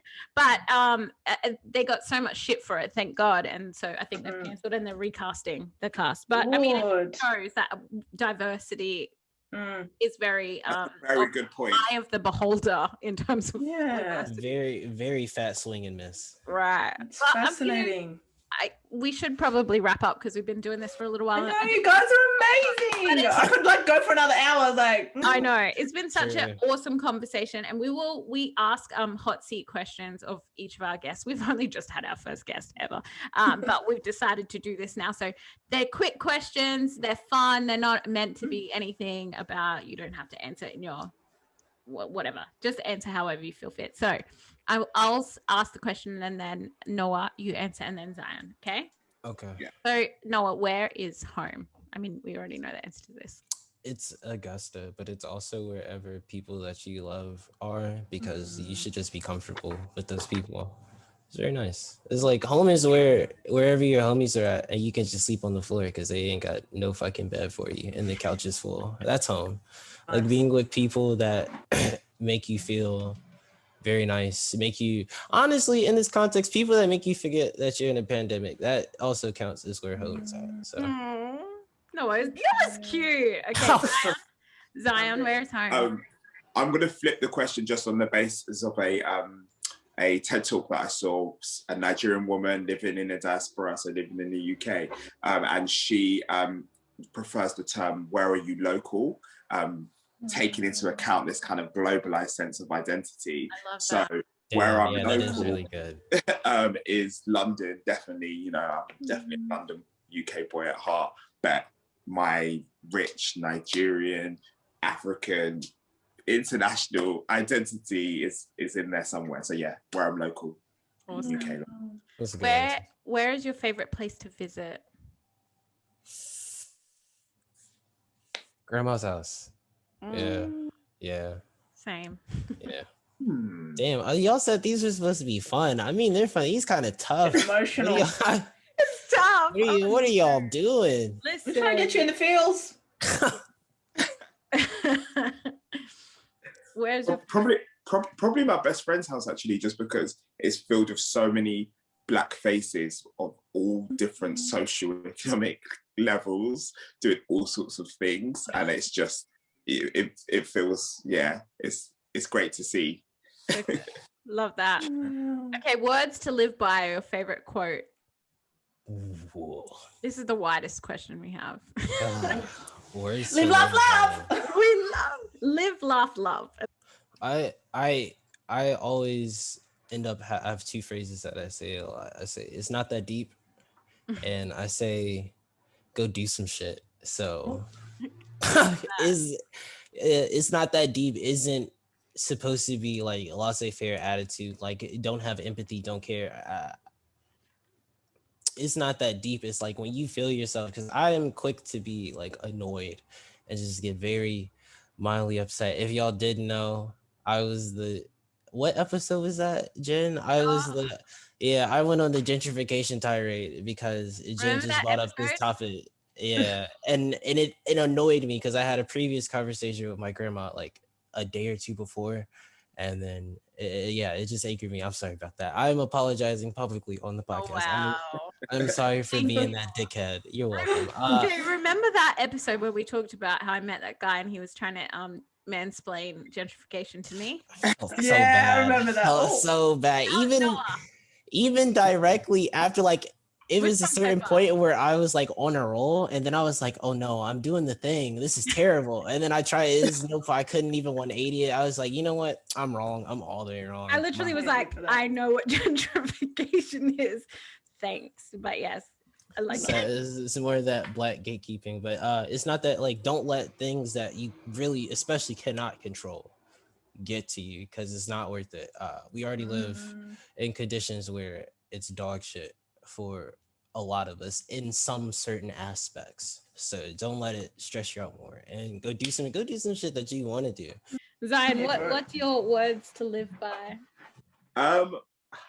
Mine actually, my sentence that I got obsessed with, I think last year, comes from randomly J.K. Rowling's Harvard commencement speech. I think in 2012. I'm glad Um, it's that speech and not. Yeah, I don't know why I'm Yeah, just well, look obsessed at with that it. speech. Anyway. I think she just speaks so many facts. But the sentence in particular is, life is difficult and complicated, and the humility to know that will allow you to survive its vicissitudes. Damn, that is really good. Damn. I just, And a great memory. yeah. I Oh my remember gosh. a number of quotes from that speech, because Wow. it's just such a great speech. Go and check it out. It's on YouTube. But yeah, that just to me really resonated last year in particular. You know, it's just we're all going through stuff and shit, and it is tough. Like life is tough, and just let's relax our egos and know that everyone's going through stuff, and when you do that, it leads to this great sense of connectivity with others. And for me, we're here to have a human experience, which must have something to do with connecting with each other, because that's all we've ever seemed to be able to do. So, But I do have another question, because I feel like in the diversity realm, I can imagine it's not an easy day. You know, you can't just walk into an office or a workplace and be like, you know what, hey, how's it going? Like, can we go to lunch together? Like, I can imagine it's like, what do you say? How do you hype yourself up? You know, when you're getting ready to meet a new clientele, or walking into a business, or, you know, collaborating with anyone in any capacity, like collaborating with Pepsi, like that's massive. What is that inside you to build that confidence? And even if you're having a shit day, like just to get in the right mind frame? For me specifically, it's that well, I'll use the job thing that you kind of said, like, so in my role or whatever, it's this sense of like wanting to be a pioneer and wanting to leave some sort of mark in like a small way, not in a extravagant, it needs to be written down in a book way, but it's like, if I'm going to be here, I might as well do something that in a small way feels pioneering. And that's what gets me through, honestly, because I work in such white spaces. Because I was about to say, you are pioneering, yeah, so it's just kind of like, you know what, somebody needs to get it done. And also it's the sense of like, I'd much rather I'm doing it for my community than some random you know, so true. Yeah, We got white people over here doing the diversity work. I know. You're trying to tell me. They're like, we need to send you over here and know where you're coming to, period. They're like, trust us, it's diverse. The same here. It's so diverse in here. She's 15 and he's 74. Okay. She's a single mum, so it's diverse, okay? We support her. How much more diverse do you need? Jeez. Okay. If you could have 3 people over for dinner, who would you have? Celebrities. Famous people. Anyone. They can be alive, they can be passed away, they can be anybody.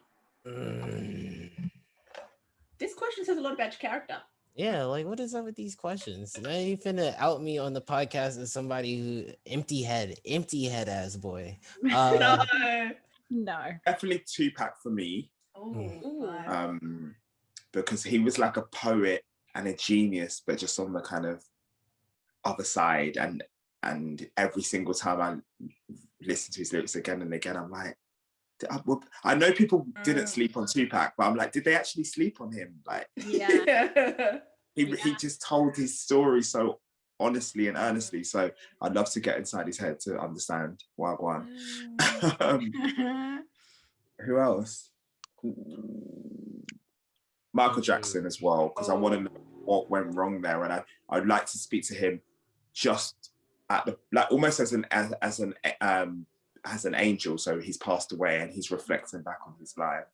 I really want to know how that experience must have been. You know, that I want to know the trauma. I don't want to know that touching Mona. I want to know like the depths. Yeah, what went on. Yeah. I think probably my grandma. Grandma, wow. I love that. That's cute. Your grandma always got to be at the table. Always. So who's that yours now, Noah? Probably James Baldwin and W.E.B. Du Bois. I enjoy reading their works. shouts out to Dr. Allison Ligon, honors English professor at Morehouse College. She really got me started on, like, you leave high school, which is not necessarily a predominantly Black space. I mean, it was, but not in like the sense of like a HBCU is, and you begin learning from the lens in which you should have been learning the real history of America and how it affects you personally and your Black skin. She got me on the path of just like finding authors to read and, you know, mark up the books with my own notes, annotate them, critically think and learn. So definitely those two. And I really fucking love Big Pun. Rest in peace, Big Pun. I just really need to know, like, everything, like, especially in the sense where we're coming with this recognition or like gatekeeping, like Black culture, and like how hip hop is being, like how you see K-pop stars using hip hop is like, I understand that Puerto Ricans and Black people and Hispanics in like New York and especially East Coast rap, like all together in the same neighborhoods, like having the same struggle. But like, why are y'all letting these Puerto? Because now we don't. Now the discourse is you don't let Hispanics say nigga. Big Pun and Fat Joe letting that shit fly. And like they inward passes don't exist, but they do exist because obviously, nigga, they exist. So I get that they have the pass, but I would just like to especially have him and talk about his struggles late, because I know he was trying to lose weight before he died. Also, I just think his life was really cut short. Can I combo that with also Big L, because they ran up on Big L before he could release like another 2 to 3 albums? That was unfortunate. So yeah, 2 critical race theorists and 1 rapper. Yeah, that sounds like a good time. Sounds like a good time, because then they can talk about the diaspora of Black people between, like, imagine W Du Bois like, oh, you say nigga, are you Black? Like, I would like to hear that. I would like to see if that happens or how that conversation should go. That's interesting. Shout out, by the way, to Sweetie and Doja Cat for reclaiming K-pop. like it's a video. I'm here for it. Let's keep that energy. Like it is definitely ours. So that shit was hot. It is. It really is. What's one thing that most people don't know about you? No social security numbers, nothing. Lay it out. Don't hold back. Let us really know, what do most people not know about you? Like, if someone's going to listen to this podcast, like, what? And it can be part of the trauma train, or it can be a part of the party train. The trauma train or the party train. This is a safe space. I have I subscribe to, or I fall into the category of the funniest person in your life, or some of the funniest people in your life struggle with depression, like I talked about earlier, like going to that spiral of depression of during the pandemic. But that's not, I didn't attempt to take my life, not this time. But I just want to tell you guys, like, if you're having problems, please go seek help, because there's nothing worse than your parents find you in such a compromising situation. And then once they're worried about, like, once they're done worrying, they're like, why the fuck are you running up my water bill? Why are you trying to drown yourself? What the fuck is wrong with you? That is a very sobering conversation, and to have it more than once is also just as sobering. So if you I do struggle with depression, feeling sad about myself. Thank You're you. welcome. It's all right. Doing well. We doing great. We out here. We doing good stuff. We healthy. So if you guys are struggling, go seek help. I know I said that like I'm some type of influencer, but nah, just like, it's really important to worry about yourself before a lot of, even if you do have responsibilities, your responsibilities cannot be taken care of if you are not taking care of yourself.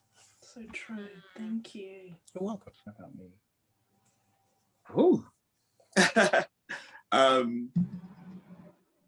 I think probably, other than Ginny and other than when I choose to speak about it, the thing I mentioned before about coming from quite a hybrid family, in that because of like fostering and things, some of my family is very white, and having that lived experience of having all that mix. I think people say, why do you sound how you sound, or do you seem posh or whatever, but you're actually from a cancer. I think people get confused when they, from what they hear and see, and they don't know that context. So yeah, I'd say that, and how much it shaped Okay. Oh. If you had to listen to only one singer for the rest of your life, Oh, or rapper, or band, maybe even, who would you choose? And I want to hear AJ's response to this too. put us on us, guys, because in Australia we all like so delayed with music. Like we're literally listening to these washed up, Taylor Swift. Oh, no offense if anyone likes Taylor Swift, but in Australia, she's... before Taylor Swift went pop, she was the Teardrops on My Guitar is a fucking banger. If you don't think that, if you don't think Teardrops on My Guitar is a banger, you're out of your mind. Yeah, like T Swift.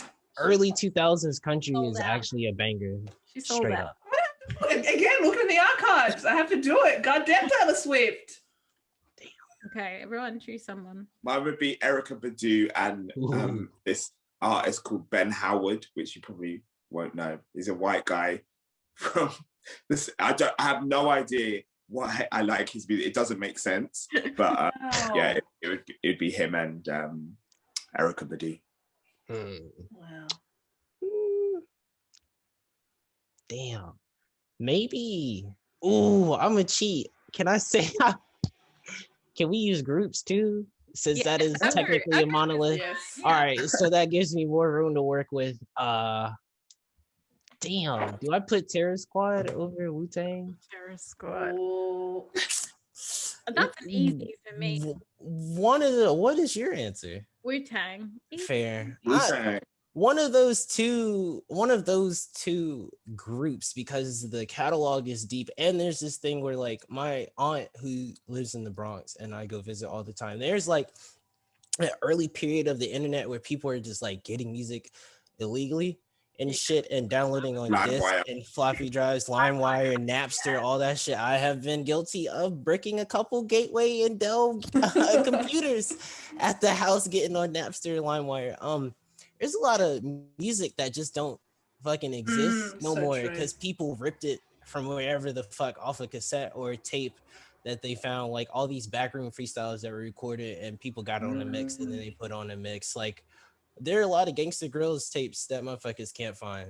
AJ, who are you choosing? So mine, hands down, I think I'll be...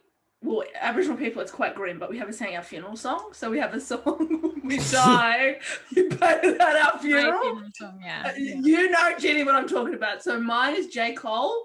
I'm absolutely obsessed, and I literally listen to him on repeat, and one of his songs is going to be my funeral song. If I had to choose, I would choose Lauryn Hill. There's no one like Lauren ever. All right. Okay, and last question. What do you hope to be doing in 5 years from now? Meaningful. I know sometimes as Black people we don't like to look too full. Yeah.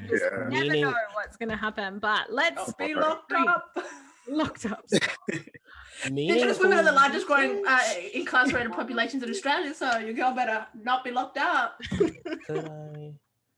I would say meaningful research in my field, or turning one of my passion projects into reality right now. Like research, like I said earlier in the podcast. Wow, this is a 2-hour podcast. Whew, I'm a part of a 2-hour podcast. What a fucking banger. Wow. Like I said at the top of the podcast,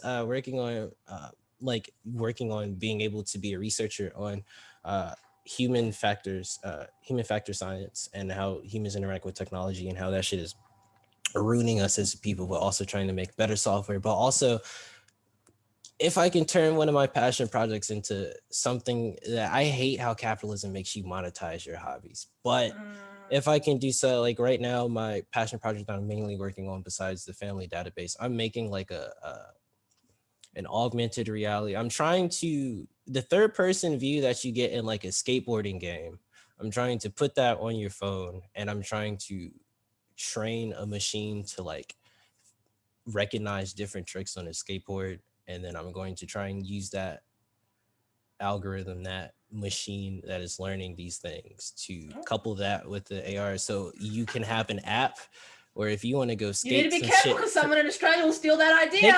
They could People steal in Australia it. love to steal. They could steal it, but also in the same vein, it's like, in the same vein, if somebody does that and they take my idea, I could be upset, but I'm not really finna be upset because people are becoming disillusioned with the system. So that nigga has such a finite amount of time to cash out on that idea before possibly somebody eats the rich. So if anybody would like to help me, and maybe I might make it like an open source project. I'm just like doing the brunt of it myself because I want to get the skeleton, but like I just want to be able, I want people to be able to be like Retta Man from Skate 3 with their friends. And What about you, Xion? What do you hope to be doing in 5 years?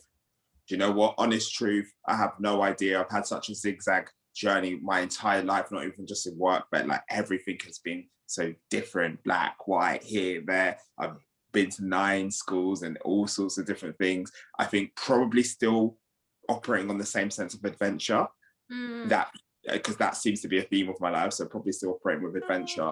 But also I think when I from the moment I stepped into campus at university and I thought, why am I the only black person here? It's set me off on this course, on this journey to be in service to that as an overall problem. So I think whatever I'm doing, I'll still have a foot in the door of like, what small thing are you doing to change the narrative that's been set up for the people that you represent? But hopefully anything, like I'm nothing that I'm wedded to specifically, because that, as I say, that has been a theme. It's been a ride. Yeah.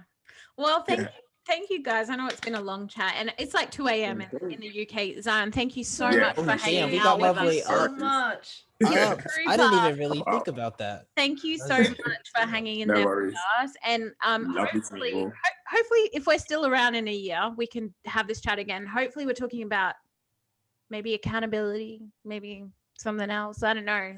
Some progress. But yeah, I hope that we can come back in a year and continue this chat. But it's been so lovely. And so, you know, I love being able to hear you guys' perspectives. And, you know, from the minute I met Xion and even from the minute I met Noah, I was like, oh my God, these guys are going to be in my life forever. But, you know, your perspective and your point of view and like, look at these guys. I mean, anyone who's listening will understand. And it's such a beautiful way of putting things to help other people understand. I think that's what Blackness is really about, is about connectedness and the fact that we can all sit here as four different people from 4 different parts of the world, some from the same country, but different parts of the country, which might as well be different countries.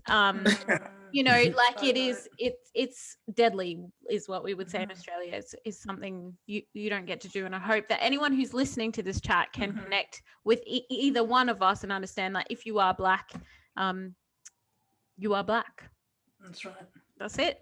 Full stop. Just again, thank you guys for encouraging us, and we do have a lot of different people listening to our podcast, so it's an absolute honor to be able to contribute in shaping their understandings of blackness and the importance of like individualistic level. So thank you for your contribution to our country. We really, really appreciate it, because Australia, if you haven't noticed, don't have it together, so they're about to. Thanks for having us. Thank you for thank you for thinking so highly of me that y'all want my perspective on this shit. Like I am, because if this went south, I might be, you know what, I'm gonna go, like my baby's crying in the background and she's not even here, like if someone, you know what I mean? Sorry, my baby's crying. Just on mute for 30 seconds looking at the background, and then you look at the stare at the camera like, all right, you guys, I gotta go. Thank you so much. Thank you so much, guys. We won't hold you for much longer. Thank you. Take care. Take care. Bye guys. Thanks for joining us on another episode of Unapologetically Blak. Be sure to follow us on our Instagram at Unapologetically Blak.